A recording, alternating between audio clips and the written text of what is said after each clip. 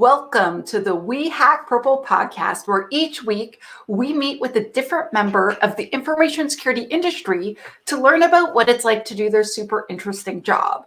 This week, we are meeting with Pierre DeBois to talk about his interesting job running a small business that's focused specifically on data analytics. And it's so I'm a data person. I love data. I'm your host. I'm Tanya Janka, and I'm pretty excited to talk with Pierre. This week, we have a new sponsor for the next 2 weeks. It is Checkmarx, the people that make the static application security testing tool that you know and love. But without further ado, let's bring out Pierre. Hello. Hi, welcome. Thank you. Thank you for having me. I'm really excited. Oh, I'm so excited to have you. So for people who are watching, I have been talking to Pierre online for I don't know how long, but we've never actually really had like a voice live action call before. So I was like, it's nice to sort of meet you, if that makes sense after. Yeah, it's weird when you meet people online and then you actually get to like see their face and stuff. It's pretty good. Yeah. There was a editor who I knew for about, I think it was at least 7 years. And when I was at a conference and it was the first time we had to interview, and I was kind of like giddy because I was like, oh, this is great. So it happens. I think it happens for a lot of people in development and in our space for security and data and everything else. It's just you see people, particularly through Twitter, quite a bit. So Yes, definitely. Oh, it's so funny. Sometimes I'll meet people at a conference and they'll say, I follow you on Twitter. And I'm always like, awesome, thank you. And I've heard some people say that they'll say, oh, I'm sorry. I'm like, why would you say that? They follow you on purpose. They're not saying it's intentional when they're saying that. They're like, and they like the things you tweet. So I follow Pierre. And so I asked him to be on the show because we have not had anyone. So we've had some people cover small business, but we've had no one cover data analytics. And we've also had people with startups, or we've had people that are creating products. But Pierre, let me know if I'm incorrect, but you provide a service, yes? Yes. This explains Zimana and a little bit about my background. Okay. I work with small and medium-sized businesses that either have data or they don't, or they think they have data, or they think they should have data, and they're not sure exactly either how to tie it into their digital marketing. I've been doing this now for over 12 years. I started in 2009. And I started with Google Analytics. Today, I actually work with clients not only with Google Analytics, but some people who work with R programming. For those of you who don't know what R is, it's R and Python are used quite a bit for data science. And a lot of times you have some people who come in and say, hey, I have some data, and I want to make it more statistical model. So that's what that's for. But most small businesses I run into usually they know they have social media, digital marketing. They need help taking that and trying to figure out where they should be focusing their time and tying that in. And there's a lot of different analytics tools allow them to do that. But Google Analytics has been probably the most dominant in over the last decade or so. Yes, I have been using Google Analytics for a long, long time, and I've always been surprised by some of the things it will show me. Like, oh, you're getting a whole bunch of traffic from here. I'm like, am I? Oh. Yeah. It's a neat space. It puts together marketing, a little bit of, I wouldn't say a little bit of IT, but in some ways you touch on IT because if it's a large enough platform with a lot of different websites, a lot of different apps, then you have teams you have to work with to make that work. If you're a developer, over the last several years, as people have developed apps, that adding the tags has become important there as well too. That's why they've done Google Analytics 4 as kind of an upgrade to get to that point, basically. So there's some comments in the chat that R is cool, and I agree. R is cool. Thank you. Thank you. I'll say this. We people usually there's been some debate about whether R and Python. My 2 cents, either one is fine. I think you'll find different people who will use the people who use Python are some of the developers who've been developing for a while. The people who use R are more interested in the data and making a statistical model. So let me give you an example. Like there was one model I remember where someone was trying to take images from the coral reef and Mhm. do a statistical model to show how the coral reef was changing. So to do that, they were more the team that used it, not that they weren't familiar with R, but they were more interested with the data and the metrics around it and trying to figure out how do we build a regression around it. So you get this sort of dual community a little bit. And I think when people hear this sort of debate, I think it's one of those things that's real, but not real. I don't think it's really important at this time. I think we're finding that, it's kind of like going back and fighting about Atari versus Activision, or no, Intellivision, basically, Yeah. figuring out, which one's better. I think our studio now is starting to push people to be able to use Python within the IDE. So Oh, you have people now that can use R and Python within the IDE. So there's a lot of this blending going on. I would say if anybody was starting in the area, don't get too tied up with the noise. It's nice to know, but it's not helpful. So that's really good to know, actually, because like constantly people will message me and say, so I want to get into InfoSec. Which programming language should I learn? I'm like, it kind of yeah, doesn't matter.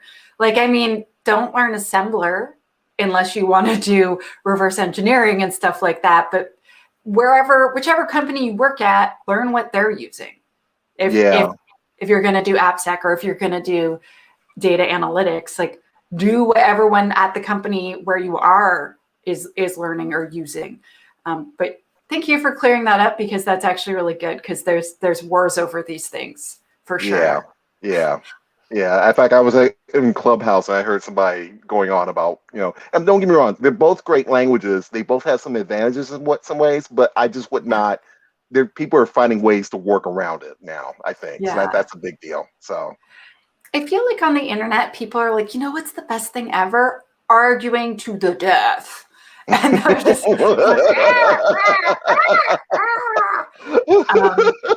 as opposed to like, hey, I'm trying to accomplish this. Let's work together and solve problems. It's like, I would like to challenge you to a duel because you said you like cats. well, And I therefore, think I like dogs, and therefore you're awful.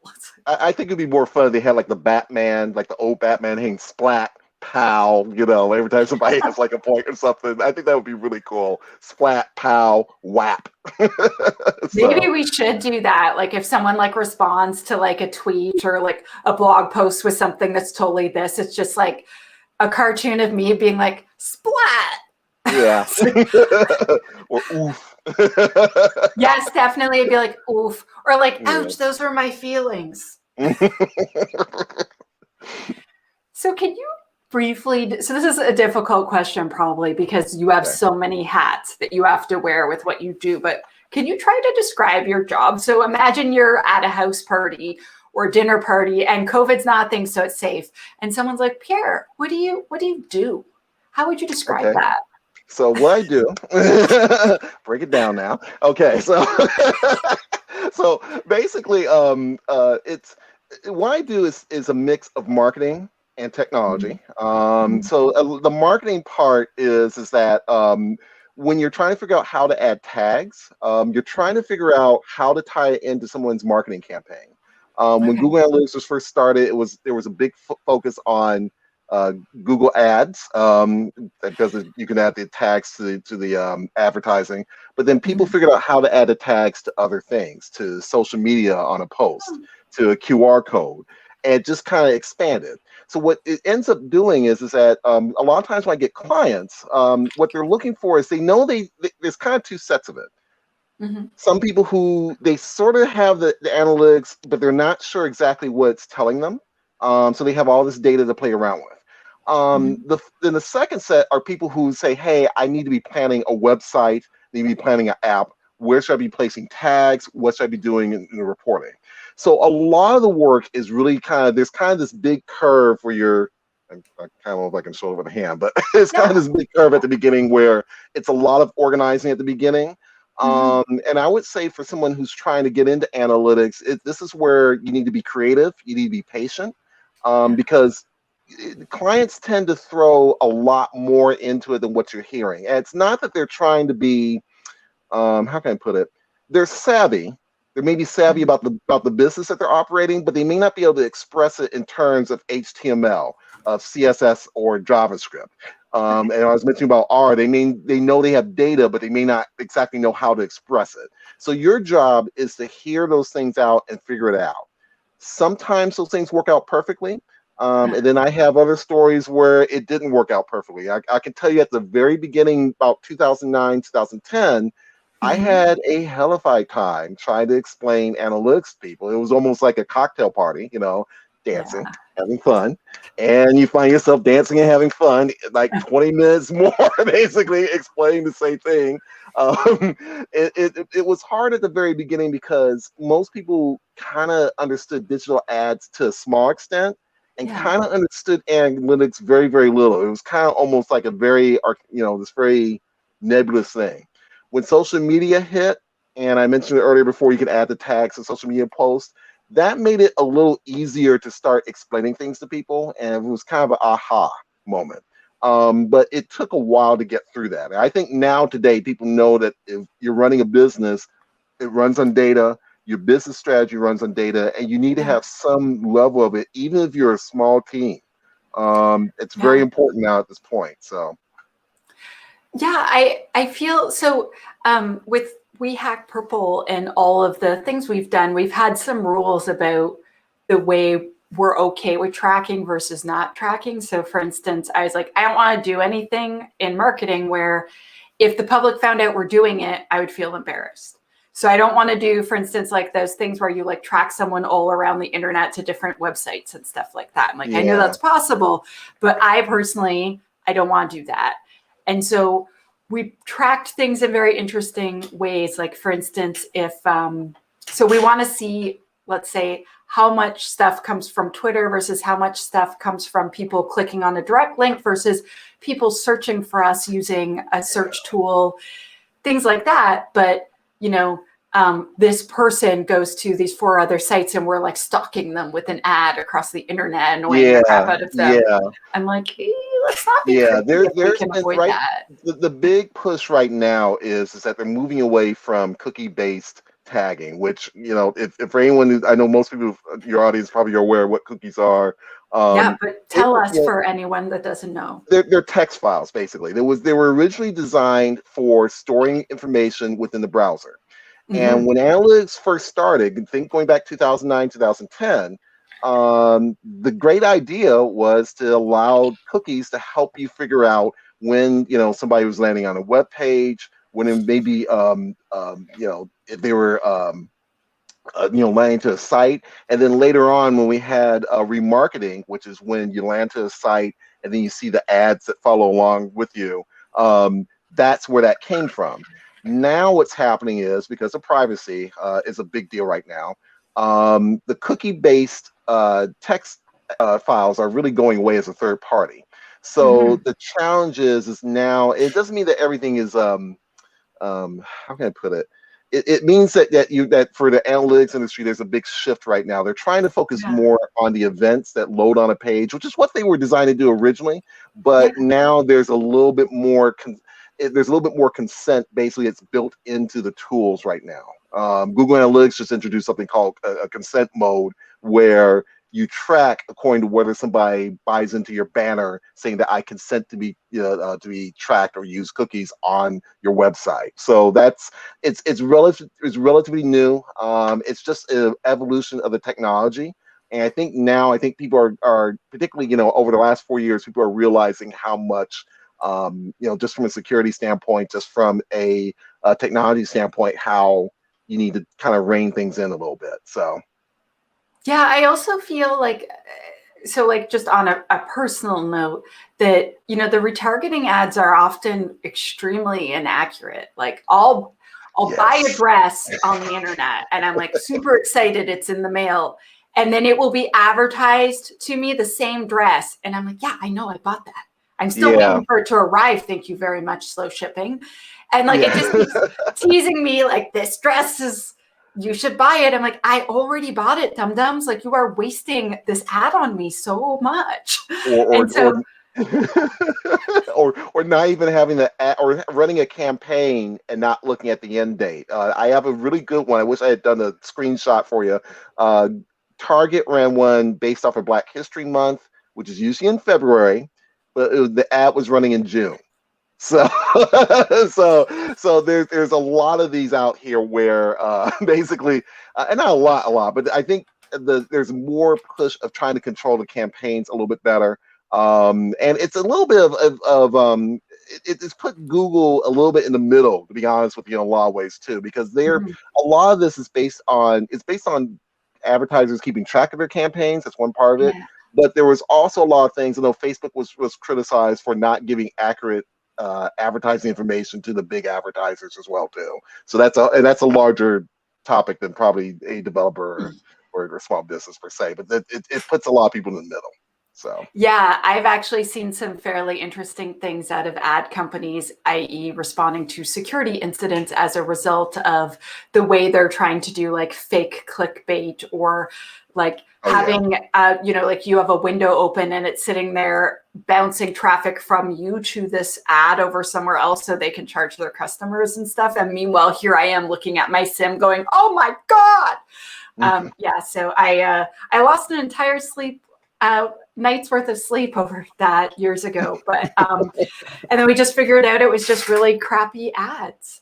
Like a specific ad provider that I won't name, that I believe is now out of business. But anyway, let's go back to you. So could you describe because not only are you a person that does data analytics and kind of helps companies kind of figure out how to manage a ton of data and how to use it in a productive way for marketing, but you're also a person that runs a small business, and it's, from what I understand, it's more than just you, right? There are others that are part of this. Right. I do have a virtual assistant that's helped out tremendously. I'm really proud of her. When we did a presentation at O'Reilly OzCon a couple of years ago, she helped me to put together data for our program, and we did it on sentiment analysis, where you can pull tweets in and get a sense of sentiment around a particular word, basically. But to do that part, she had helped out on the data quite a bit. Right. So most of the work is done in-house. Nothing is farmed out. I'm pretty much the key, point person. But so it's key sweeper, key janitor, and so forth. I do have a VA that helps out a little bit with some of the things. And I do a lot of the writing as well too. But it's taken a while to get to a point of getting the extra help. Not from a bad point, but just, I think you hear that a lot, like you can't do everything alone, and that's true.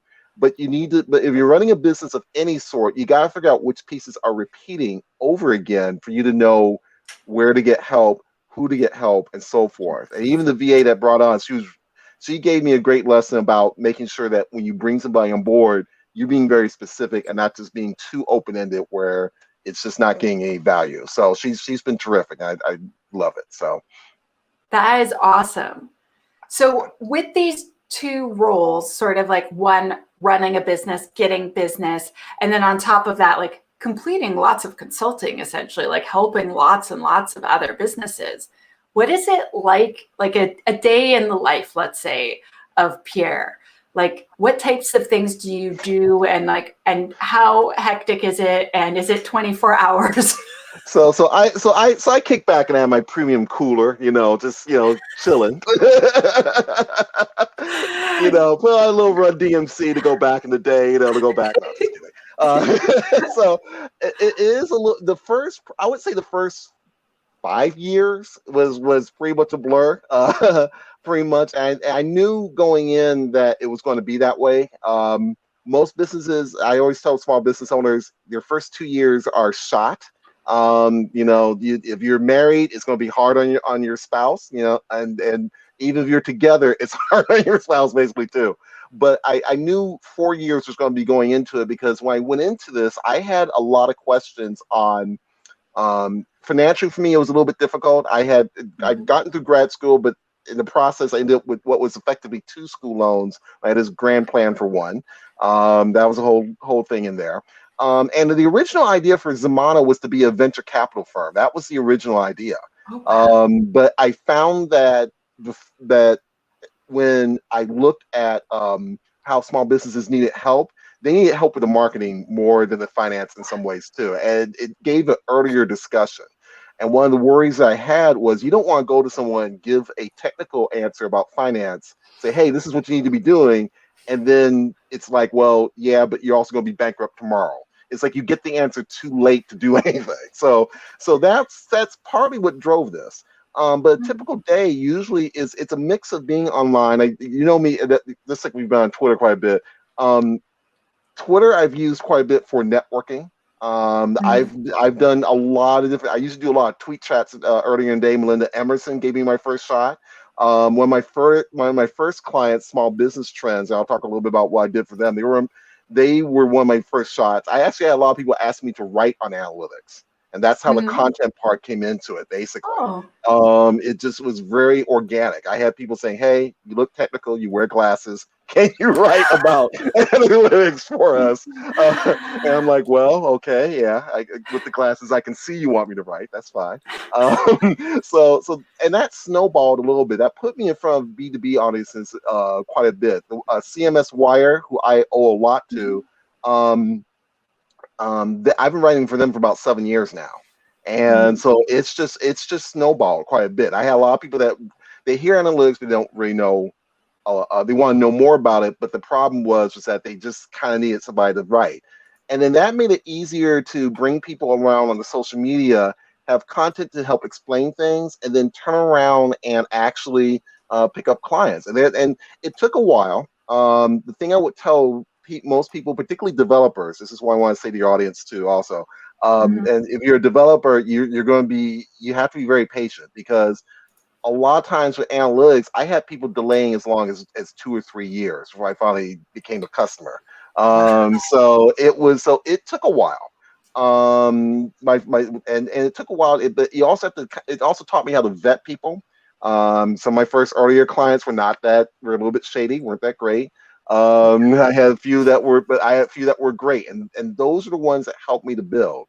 So a day for me really is very varied. It's a mix of writing, a little bit of research, a little bit to be honest with you, because I had to learn HTML, CSS, JavaScript, and then I had to walk it back a little bit. Because with analytics, you are putting the tags in, but you're not really doing any of the design work. But you need to be familiar enough to know when a tag might interfere with maybe something that somebody had intended with JavaScript, or maybe something that somebody might intended with HTML with a button, for example. So I had to kind of understand code. So in between the times, and leads into why the 4 years were pretty tough. I spent a lot of time going through web development books. Spent a lot of time going, and I already had a business background because I was an engineer at Ford. I went through my MBA through Georgia Tech. So I had all this business background. I needed to understand how the application works. So I had to kind of let everything be a fire hose and then work it back to where it was finally more like a faucet, basically. So it takes a while. And I would say to anybody, you're going to have to figure out to come up with some sort of training schedule separate of how you work with your clients. And that's hard to do.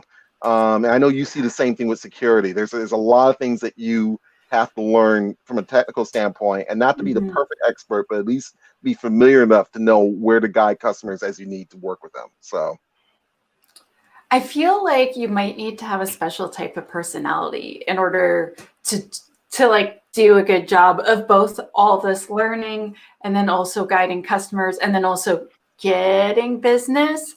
Yes, we have a comment and it never stops. Yeah, right on, What, Kevin. Right on.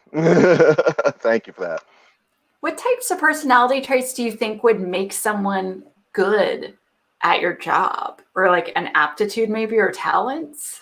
I've had people think about math a lot, and I'll be honest, I don't think it's the math that does it, to be honest with you, at least Yeah. for our programming. You need familiarity with what it is that you want to play with in terms of data. Or even if you're doing web analytics with digital marketing, you need a familiarity with the products and services to help you figure out which tags or where to place tags that make sense. So, for example, let's say that if I was interested in, let's say I was interested in wigs. I know that's kind of hard given the bald head, but but if I'm interested in wigs, that means that if I'm building a website for e-commerce, that means if I had someone coming in to do the analytics, they need to understand maybe how people are searching for wigs online. They need to have an Yeah. appreciation for social media forums where people could talk about wigs, whether it's in Clubhouse or on Twitter, through Twitter Spaces or through a hashtag. Mhm. They need to have some familiarity with the product to figure out which taggings would go great for e-commerce. And then I'll say this: my earliest client, Small Business Trends, was a baby Huffington Post, small Oh, team, but they had about I'm trying to remember what the numbers were. They were like at least 1 million visitors to their site every year. So wow. when Anita Campbell, and I owe her everything. There's two Anitas you're going to hear me talk about: Anita Campbell, and then I have a Okay. cousin who actually I did a little bit of analytics for, Anita Williams. She was a government contractor.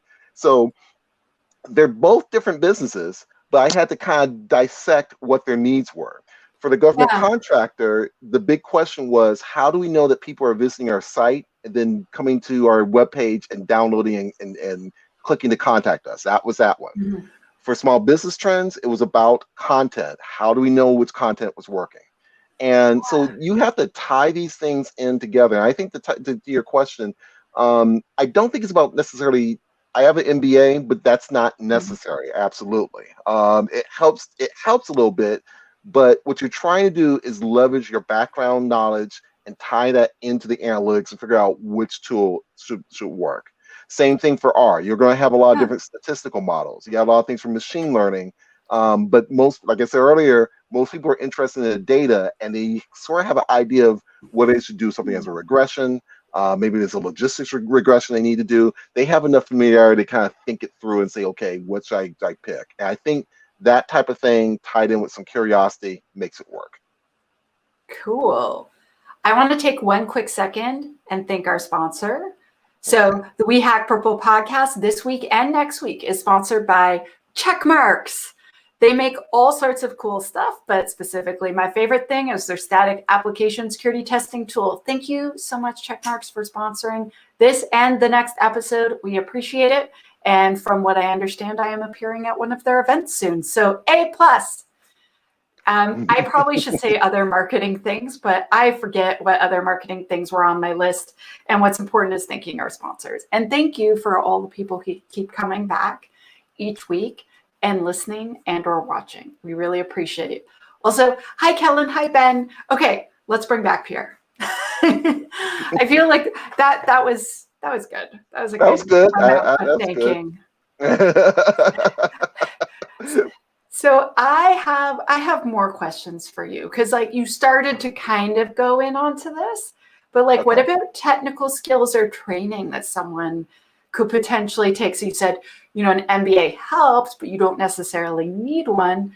What other kinds of maybe technical types of like general skills, or is there specific, like can someone just go and take a diploma and then be like, I can do what Pierre can do? I mean, I know they'll never be you, but No, never, never, nah. Years in the making, I tell you, years.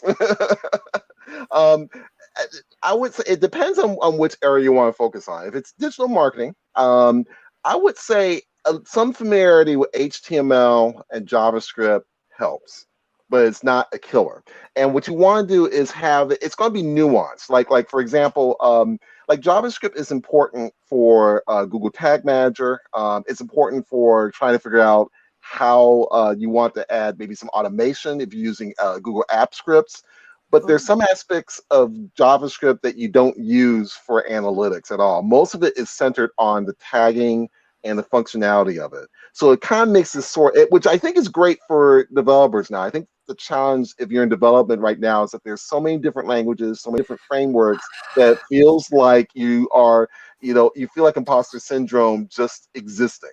yeah. And what analytics allowed to happen was to sort of narrow it down to this focus. And so the fire hose was not quite as fire hosey as it is.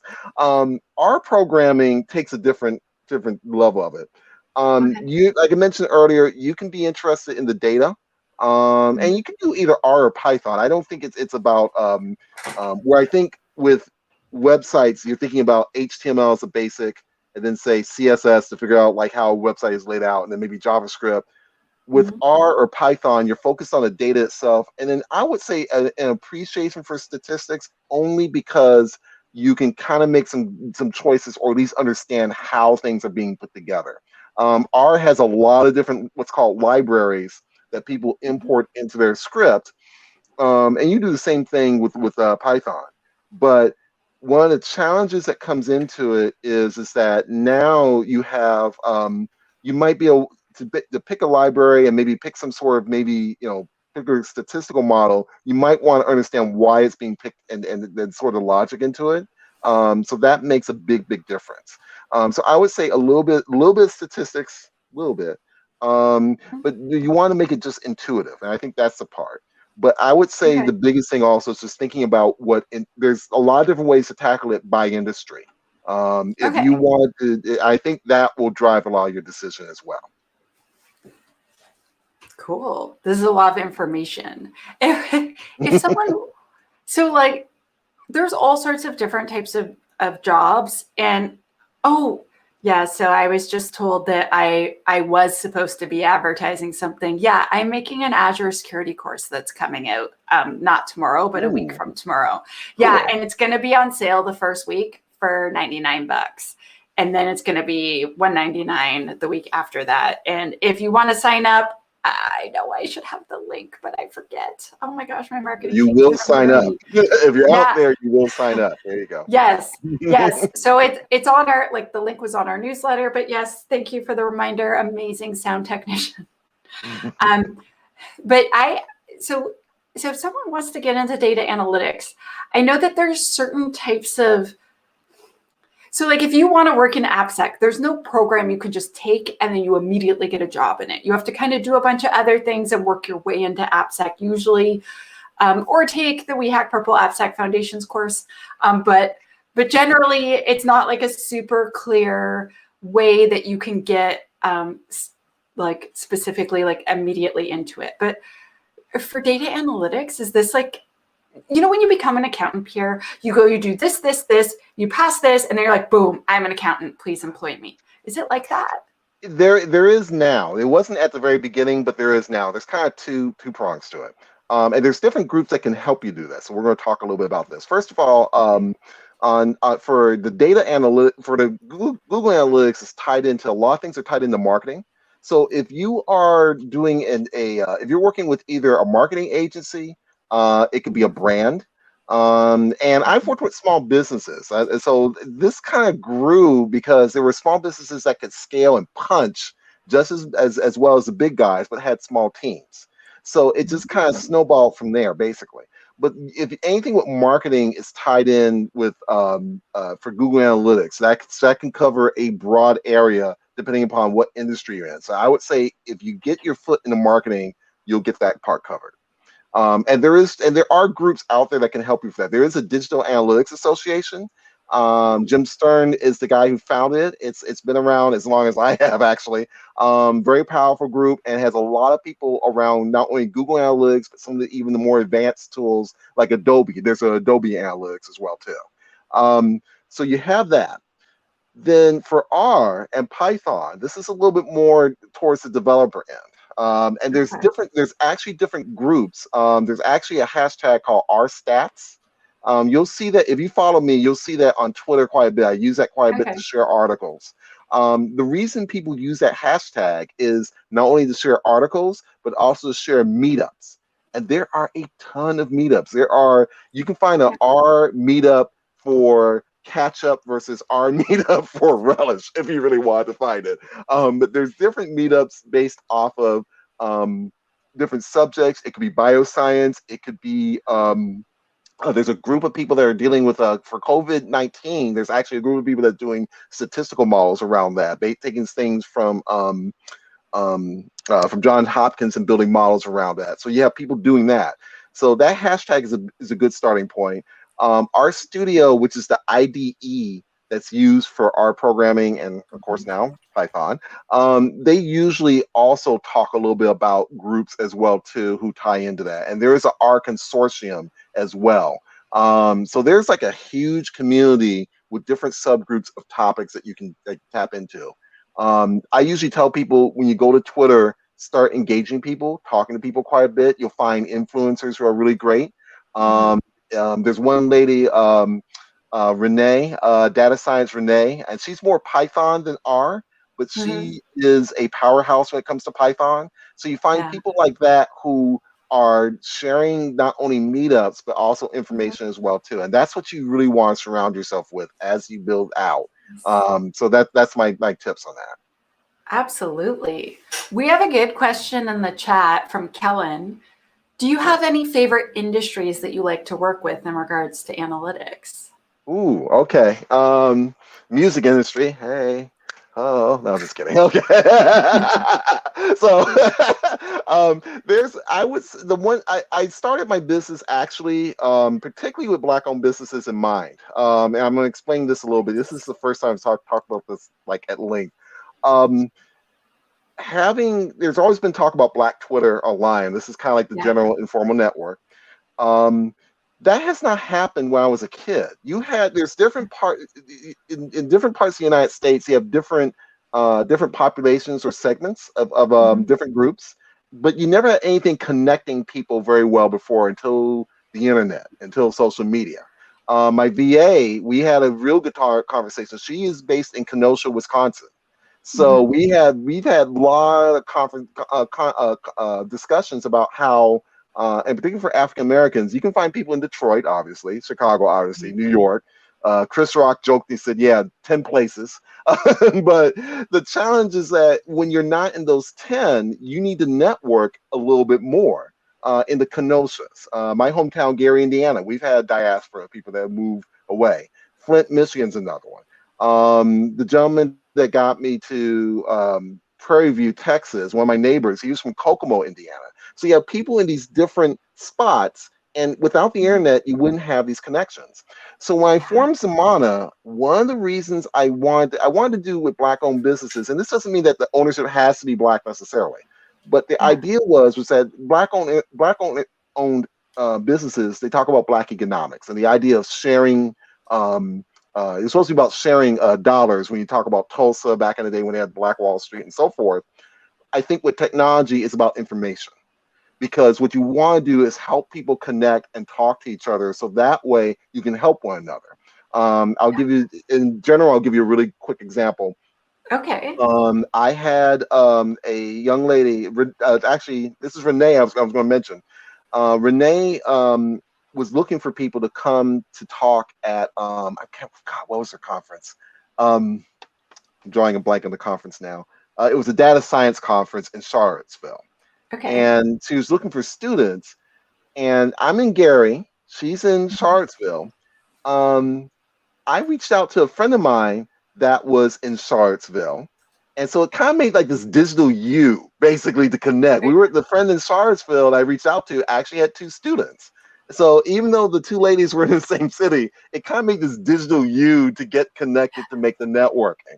So, same thing for you and I right now, basically just in terms of how we followed each other and talked to each other. And we talked about earlier about how people connect. I think the benefit of being online is being able to connect each other to resources when we need them. Black businesses in particular, that's always been sort of if you go through the history a little bit, that's sort of been an underlying problem. And it was underlying for a while because a lot of times, neighborhoods were not really connected.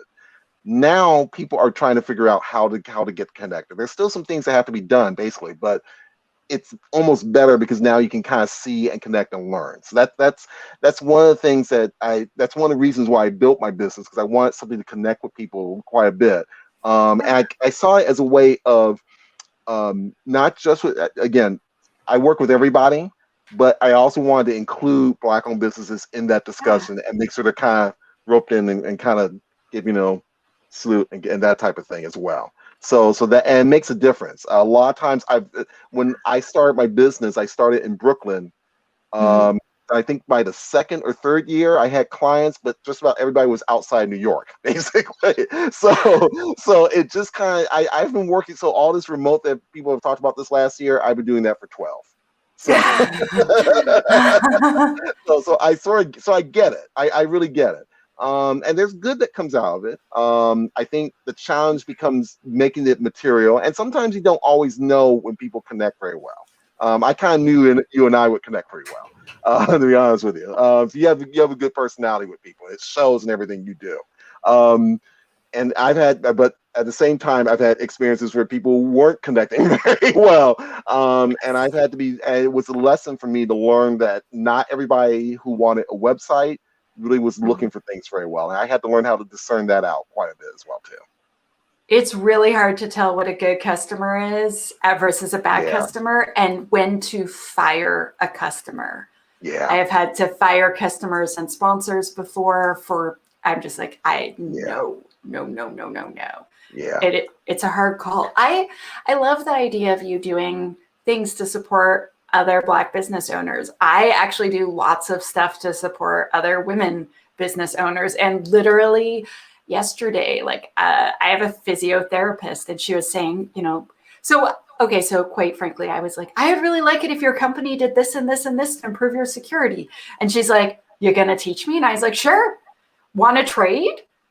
And so we're going to trade hour for hour, which I realize is not really financially advantageous for me, but that's okay. Right. Yeah. But in this case, it's okay because I want to protect my personal health information, to be quite honest, but also just, she's a total badass. And I'm just I think you're kind of awesome and amazing. And if we need more badasses out there. Yeah. Right. And kind of supporting, people that don't have perhaps as big of a network. So for instance, I'm part of this group of women executives. And before this group, I only knew 2 or 3 women executives, and now I know 50, and it's kind of awesome. And making these networks helps us connect, promote each other, share knowledge, share job opportunities, career opportunities, and all those other things that traditionally, majority groups have had for a long time. Yeah. And I think that you're doing that, and that's great. Honestly, that's awesome. But it took a while. Like I said, it really did take a while. And I think, and I think the tough part too is you mentioned with clients and stuff. Sometimes, like I said, you have people that weren't necessarily trying to be a bad client, but you had to educate a little bit about what they could, okay, can you bring this along? Is it possible that maybe with some work we can kind of bring it together? And at the I'll be honest, the first few years were I knew it was going to be tough. It took a while for the analytics part to get into it because people were just kind of getting into websites as it was. So now you're adding analytics into it, and they're kind of like, huh? What? Why do I need those? Yeah. So, but it took a while. But I think now there's a little bit of a better understanding. And I think analytics has blossomed quite a bit. I think, again, people know that they need to have data and they need it for direction and kind of figuring out where should I be spending my time best. Maybe there's something I could be doing to pivot to be stronger. I think that you must probably spend a lot of time educating clients on why your service is needed. I've had a lot of people say, so you're spending a ton of money on advertising. I'm like, we have spent a total of, I think, $800 in a year and a half on advertising. And instead we do content stuff, and we contribute to projects, and we try to share information and basically help lots of people. And then hopefully some of those people are like, hey, they seem really smart. I need training. They've helped me and taught me these things and showed me this and that, et cetera. It's like, I'm going to choose them. And I think that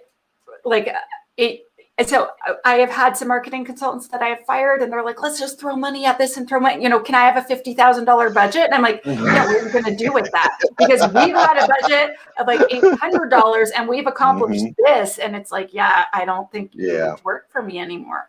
Yeah, I think it's hard now to do marketing without analytics. There was a point where you could go back to 2009, but not now.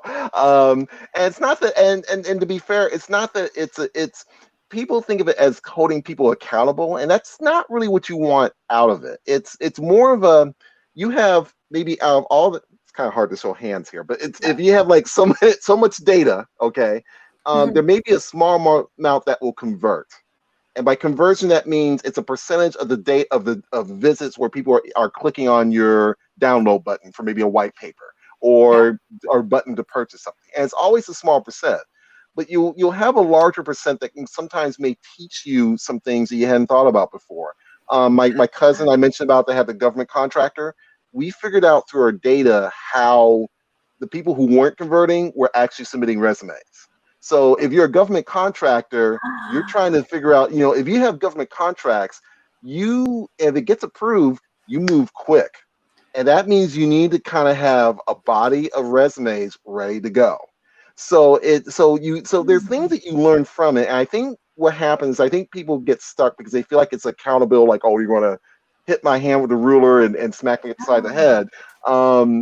And it's not really about that as much. It's just trying to figure out where to pivot and where to spend, what you've alluded to, where you should be spending your money much more effectively. And that's what you want. Without conversions, you have no idea how you won't have a very good idea of how you are spending your time. So yes. So me and my marketing team last year, I told them, I'm like, listen, it costs $300 per click in Google AdWords for secure coding training. Okay. Our course costs $249, so we can't do that.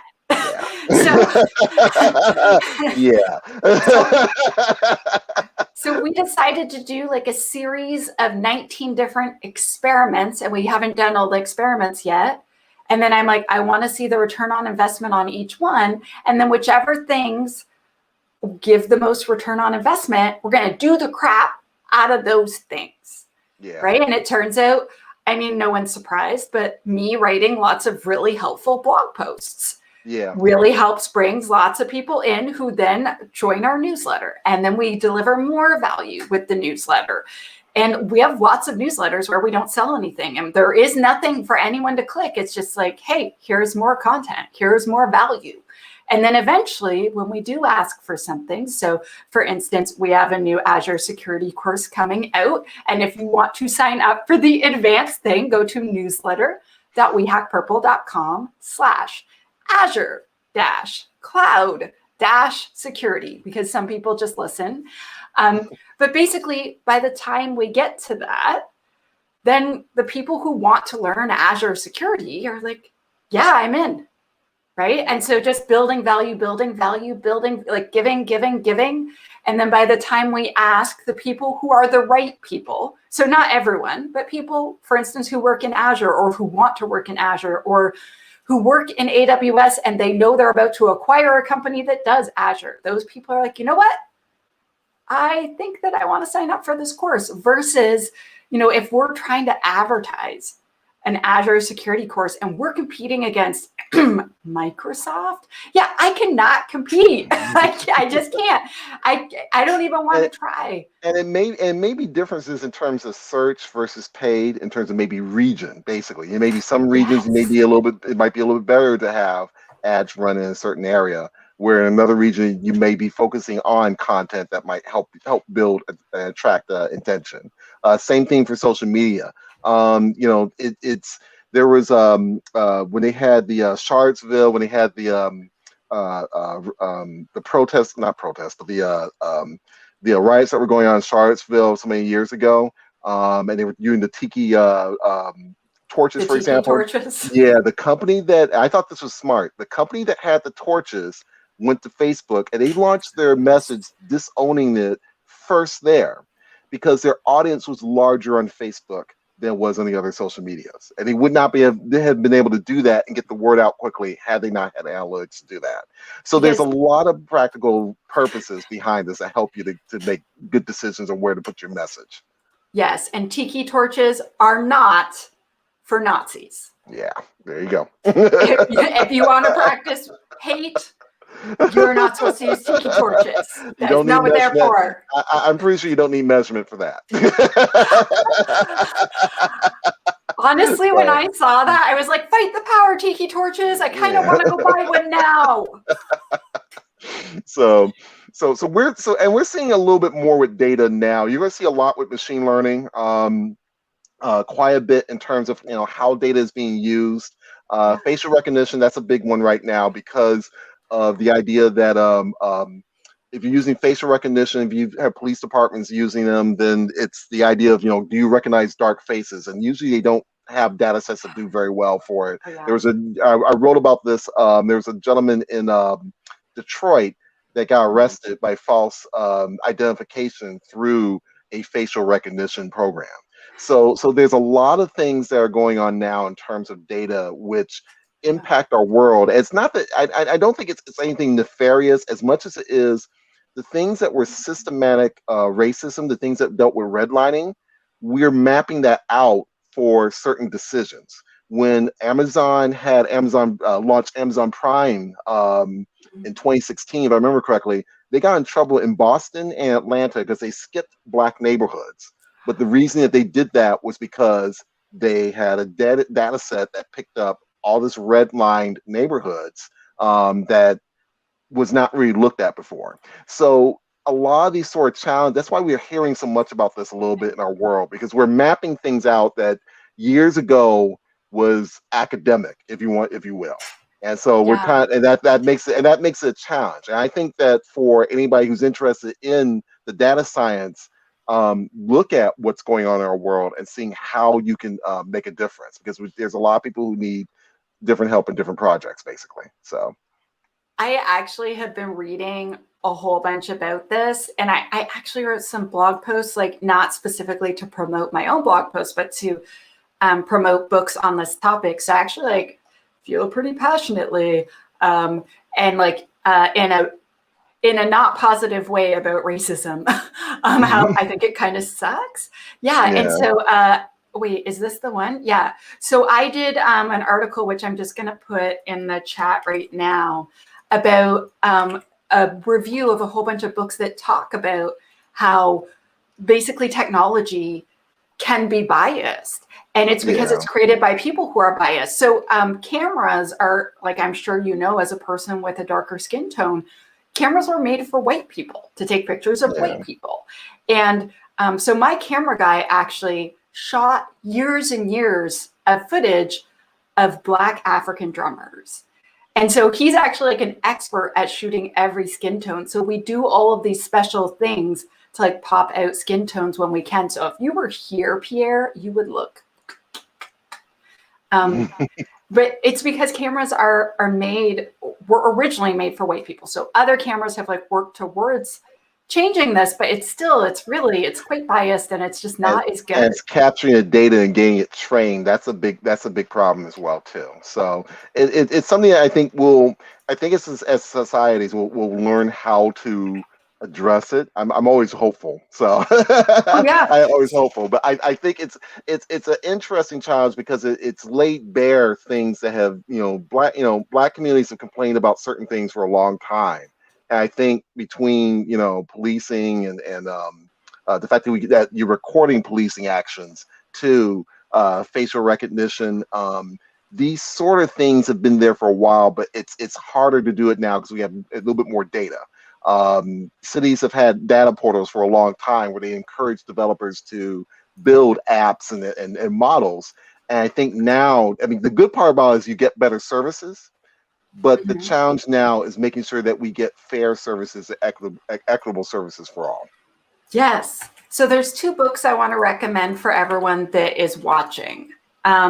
So the first one is called Technically Wrong. And then the subtitle is Sexist Apps, Biased Algorithms, and Other Threats of Toxic Tech. And it's written by, I know I'm going to slaughter her name, Sarah Watcher Bocher. And it's available on Audible, Libro.fm, and like a whole bunch of other places. And it was really, really good and helped me understand more how automated machine learning algorithms, like the data you give it, like garbage in, garbage out. Yeah. And then algorithms of oppression, how search engines reinforce racism, but also sexism. And that's by Safia Umoja Noble, and Yeah. she's really great. Yeah. And her research is awesome. She speaks and writes on lots of topics. And I really, really like this book. I follow both of them on Twitter, and I was like, oh my gosh, you're awesome. And I asked them to be on the show, and both of them have better things to do than talk to me, but they're still amazing. I was like, you're so awesome. Will you be on my show? But if you're listening, you still can be on the show. But yeah, both their books were really great. And I'm sorry to get super off topic, but I'm like, having inaccurate data ruins everything. Like when, so I used to work at a place that will be unnamed, and I wrote really awesome articles, and we would share them on various platforms. And one of my colleagues would share his stuff on Reddit, and he would get 5,000 clicks per article. And then I would share my stuff on Twitter, LinkedIn, and other places, but not Reddit, because I find Reddit scary and mean. And I would get like 500 clicks. Mm-hmm. And so I was like, what's the difference between your articles and my articles? Like, why are you getting so many more reads? And he's like, it's because I'm posting on Reddit. So I started posting things on Reddit, and my numbers went up, but my engagement was very low. Yeah. So what we did is we got some new things, and we got them to track how long does someone stay. And so it turned out almost all the clicks from Reddit were just bounces. And so could you explain briefly what a bounce is and how that doesn't matter? A bounce, okay, that's a good question. A bounce, think of a bounce as you're going into your favorite store and you realize, oh damn, this isn't where I want to be. I want to go to the ice cream shop. So you turn around and you leave the store without touching anything else or seeing anything else. That is actually a bounce or a bounce rate, so to say. Yeah. It's the idea that somebody will come to your website or or open your app, and they just like, this is not what I wanted, and leave. Different analytic solutions measure bounce rate a little bit differently. I think Google, if I remember correctly, I think there was a certain time period. I don't know if they still do this anymore. This is so I may be going off of old information, but they used to rate it based off of like 1 or 2 seconds. If you left, then it was considered a bounce. If not, it was considered it was part of the sessions metric. And then I know Adobe, I think, measures a little bit differently. But the idea of it is that you have it's the idea. Too much of a bounce rate in material terms just means that it's supposed to be a reflection that people are not buying into what you're seeing on a web page. They don't really like it. That it may not be that as great as it should be. But that doesn't always mean that a high bounce rate is necessarily bad. If you have let me give you an example. Let's say that if you're going on Twitter and you are retweeting your old posts and so forth, sometimes people will ping and look at those things, and they may come back to it later. Yeah, or a lot of times, or now I think bots are also plays into a little bit as well too. So that plays a little bit though, but. A high bounce rate is like if you're in the 90s or something like that or above, or even the 80s and above, it means that there's just a lot of content that may not be read or what have you. Most people, if you're like 70%, even 70% back in the old days was really good. So it's always this sort of high metric. It's hard to get. In fact, actually, if you get down to 0, that might be a technical problem in terms of maybe the tag is not reading the page very well. So it's always some sort of number in between, basically. But what you want to do is look at time on page, if you have that in your reporting, as well as conversions as well too. And you can make comparisons between which content on a web page or which content within the app is being read regularly, basically. When we looked at that, Pierre, because we were just looking at, he has 5,000 clicks. I have like 450. He looked like he was doing really well. And then we saw, on average, people were staying 1 to 1.5 seconds on his articles. And on mine, they were staying 1 to 2 minutes. And so then we narrowed it by platform, and it turned out that there were just, I don't know if it was bots or just false clicks or whatnot, but basically it turned out all the Reddit clicks were basically fake, almost all of them. And so both of us started concentrating on Twitter, because it turned out lots and lots of people actually engage and read on Twitter. And so then I was like, I'm going to do more stuff there, because they're interested. They talk to me. They're giving me feedback and telling me when I make spelling mistakes. And so having someone like you, Pierre, who could interpret this data and have told me that and not made it take months for me and my colleague to figure it out, that would have been very, very valuable. Yeah. And most times too, I would say if you are a business owner, there a lot of these metrics you can kind of figure out on your own to a certain extent. The problem is the amount of time. Small business trends. Let me give you this real quick. When I have a client. I remember Anita Campbell. She said, "Hey Pierre, we have some pages. Can you take a look at this?" I said, "Okay, I'll take a look." And I'm thinking maybe it's like a few thousand. This is how I found it. They had like a million. Like it was like something. I had to take 250,000 keywords, distill it down to 40,000 keywords, and then put it into like 3 buckets. And 3 buckets of like categories to help them, figure out what should we be doing with this, what's your recommendation. So it was a lot of data, and they were at the point, like you've been successful as well too with We Hack Purple. If you're dealing with sponsors, dealing with people who are interested, where it kind of falls off is when you don't have enough time to do the in-depth stuff. You want, if you're a business owner, you want to get some real quick ideas of, maybe content, maybe where we're getting purchases. But the strategic stuff can be really difficult to get a good answer, where you might have a sense of something, but you might need to have someone go through and say, okay, where is this coming from? What should we be looking for, basically? I'll say one of the things that, most of my services have been people have brought me on board to do this. I'm actually looking at transitioning more to teaching a lot of the analysis services now, because what's happening is that the great thing is that at 2009, people didn't understand, like, what is this? Now you get more people understanding, but there's been just so much out there right now in terms of not just Google Analytics, but also having Google Tag Manager, having that set. Then you have Google Data Studio. So you have almost 3 different properties that you now almost may have to manage if you have a large enough number of things. And that's a lot. So I'm finding that now people are more into like, okay, what should I be doing, and how can we manage this a little bit better? So I'm actually working on we've had what we call the how-to service. I'm actually taking that and transitioning that into more of a workshop. And I will have one client already that I'm getting ready to work with very soon on this. So you're going to teach people to fish. Yeah. Nice. That's so awesome. It's the evolution of technology now. I think people are. I think anybody is trying to be more savvy. You see that again. You'll see that again with security at your end too. Definitely. So people are becoming much more savvy. They got to be much more aware. But now there's this sort of, okay, what can I do? What should I not be doing? Because there are some things as a business owner, you don't want them to play developer all day long because they don't have time to do it, and they will find a way to screw up worse than a developer would. So yes, it's like, hey, hey, that wasn't on that wasn't on Reddit. Wait a minute.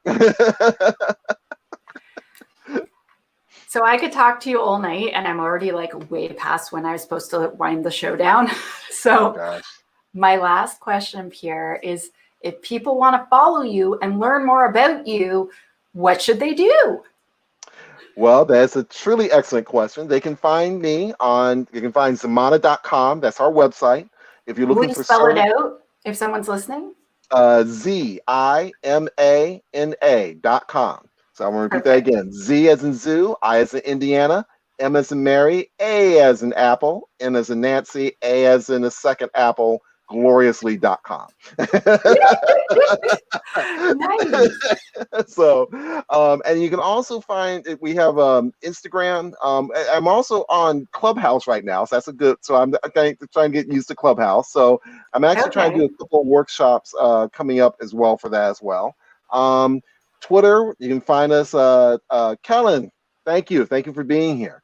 And you can also find us on Twitter. Our handle is Zimana Analytics as well. And feel free to follow. And also, if you want to look for articles, Information Week, and also CMS Wire. So that's who I write for. And you can find me on Medium as well too. So I'm all over the place. I'm going. And then is your Twitter Zimana Analytics? Yes, Zimana Analytics.